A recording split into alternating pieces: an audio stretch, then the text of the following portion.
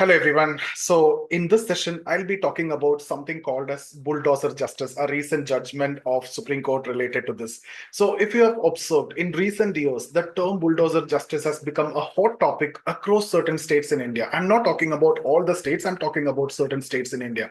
So there's actually a controversial practice which involved demolishing the homes and other properties of individuals who are accused in a crime and without following the due legal process actually. So someone who got accused in a crime, their family members are also suffering, right? And Supreme Court of India have now stepped in with a landmark judgment that addressed this practice and lays down strict guidelines to prevent abuse of power. So this is actually an abuse of power without following the due process. You are giving the punishment to the accused and not the convicted. So there is a court and everything to check all these things, right? So today, what I'll do is I'll take you through the essence of the verdict of the Supreme Court and what it is all about and why it is so significant for our judiciary or justice system is what we are going to discuss in this session. First, let's try to understand what is this bulldozer justice is all about. See, when we talk about bulldozer justice, it has been a contentious issue where state governments, upon identifying some alleged criminals, have demolished their homes to project a strong stance against the crime. And the state is intentionally doing it to project themselves that they are taking a strong stance against any such kind of crimes and criminals and criminal activities. But this practice has faced a lot of criticism because it often punishes not just the accused. And remember one thing, that person was just an accused and not yet proved in the court. But not only even the accused, but also their families who may have no connection with the crime. So they also getting punished in this situation, right? So the Supreme Court took up this issue to determine if such actions align with the principle of justice and fairness. And if you see the Supreme Court verdict, it actually emphasizes on principles of due process of law. So according to this judgment, if a person is accused in a crime, they must not be this kind of things must not be done. There are process that due process need to be followed. They must be tried legally, right? There is a CRPC and there are process, and you need to prove that in the court, and then there will be punishment. So you cannot punish the accused, and their rights should be protected. So everyone have their rights and it should be protected. Most importantly, even if the accused harm is deemed illegal, then still there is a legal process. The government must follow a legal process before taking any action. So here, what most of the time is actually happening is, let's say they have a business and they have a commercial property, and which may be illegal. Some part of it may be illegal, but only after when he get involved in a crime, then this will be demolished, identifying and telling that this is illegal property. That is actually not correct. There is a legal process that need to be followed. So the court also asserted that demolishing homes solely based on allegations without proper legal backing is unconstitutional, because you have fundamental rights also. You need to get a right to fair trial also. Okay, so you have a right to life, and fair trial is also your right actually. So if you see, Supreme Court made it very clear that it is unconstitutional. So just because one person is an accused and demolishing his house or any commercial setup, this is actually unconstitutional. Very important. Let's try to understand the separation of powers and justice. One of the core point made by the Supreme Court, is related to separation of powers in the Constitution. The judgment actually stressed that delivering justice is the responsibility of judiciary and not the executive. So when you're demolishing a property, it's the executive who's taking the action, and it's the executive who's giving the punishment of the accused without proving the guilt.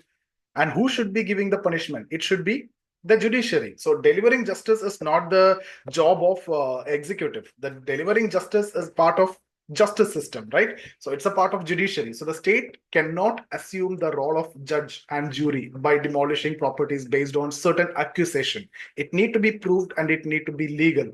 Otherwise, it's unconstitutional. So justice should only be served through a fair trial. So there should be a proper trial. That is actually reinforcing the idea that the power to punish lies with judiciary and not administrative authority. Administrative authority cannot punish anyone. So that is again made it very clear. It's only the role of judiciary. Again, we will also look at protection against collective punishment also. See, Supreme Court again highlighted that punishing an entire family for the action of individual violate the principle of protection against collective punishment. a home is not merely a property. It is a shelter for the entire family, right? One person may be accused in a crime, but the entire family is getting punished because of that. And this family include women and children, and they may be they are the marginalized, right? So demolishing this family, it actually impact the innocent family members who are not involved in any crime. So what is the justice here? What justice you have delivered here? Therefore, the court asserted that the state must consider the repercussions on the family and ensure that only the guilty are held accountable and only the guilty need to be punished. And for that, there is a due process and the entire legal process need to be followed. Otherwise, it is strictly and completely unconstitutional. Now, let's look at certain cases addressing selective demolitions.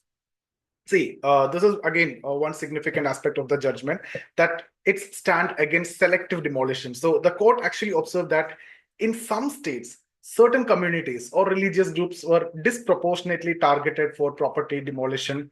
So the selective enforcement actually again violate the principle of fairness and equality before law. So when you are selecting certain community and demolishing only their property, that is again, a violation of equality before law, and it is again a violation of natural justice, of course, and it's against fairness. Okay, so the Supreme Court actually reminded the state government that targeting selected communities undermines the fundamental rights guaranteed by the Constitution. That is again unconstitutional.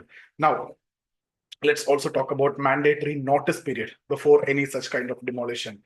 So to ensure the transparency and accountability, Supreme Court mandated a minimum notice period of 15 days must be given before any such demolition action is taken. Firstly, demolition need to be legal. Secondly, at least 15 days notice need to be given before such kind of any demolition. And this notice must be delivered via registered post and displayed on the property itself. That's again one of the guideline which is given, and this time frame basically allow the property owners to challenge the demolition in the court if they believe that it is unjustified. So that is again, see, it is making it very clear, if even if there is an illegality in the property, do it legally. How can you do it illegally when you are claiming that the other person did illegally? How can you do it illegally? So make it legal and give a notice. And if the other party, the owner, feels that it is unjustified, it is against justice, then it is actually giving them the time. After demolishing, they go into court, then what is the point in doing that? So such kind of procedures actually upholds a fundamental right to defend their property legally. So that 15 days period is again something which is significant in this. So again, guys, compensation. If you take some such kind of arbitrary action, compensation should be there. So that is again a powerful move. The court ruled that any official found responsible for an unlawful demolition could face personal liability.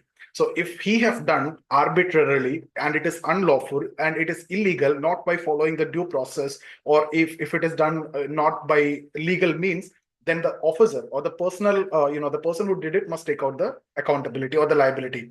So if a demolition is carried out without proper legal grounds and legal backing, is later deemed incorrect by the court. Let's suppose the owner is challenging in the court, and if it is, court give a judgment in favor of the owner. Now, who will take the responsibility? The officer who did this illegally must be compensated. The affected family must be compensated, and it should be from the salary of the officials who did this. So Supreme Court even suggested that official salaries could be deducted to fund these kind of compensation. That will ensure that the officials are accountable for their actions in future. One of the most important rule or principle that we talk about when it comes to the public officials, it's accountability. So they must be accountable for each and every action that they are taking.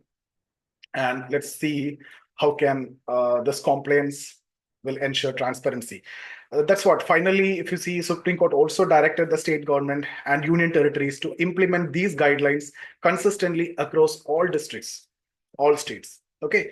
Further, a digital portal is also to be established within 3 months to record all such demolition. If you are making any demolition, there should be a digital portal where all the things need to be recorded, including videography, to maintain transparency. So there's an online documentation, digital document, right? This online documentation will provide evidence in case of any dispute which will arise in future, and that will enable through review by the higher authorities.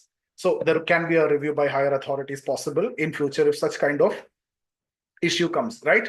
So now what will be the impact, or how can we conclude? See, guys, again, the judgment is something which is very important, making the separation of power very clear, making that executive role and the judiciary role is very specific. So the judgment mark a historic step by Supreme Court in unfolding or upholding, the Constitution and protecting citizens' right against arbitrary state action.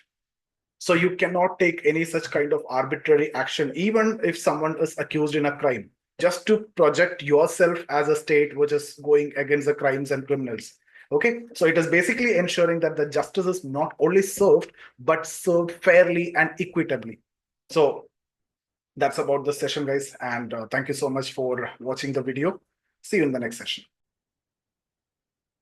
Top, let me ask you one question. What do you feel about this judgment? Okay, so what is your stand against Supreme Court stand on bulldozer justice? Many of you might be telling that yeah, he did that, so he deserve it, and his family also deserve it. Are you thinking in the same way of the Supreme Court? Are you thinking that they must be punished and the punishment should be given on the spot by the officials arbitrarily, or we should follow the due process of law?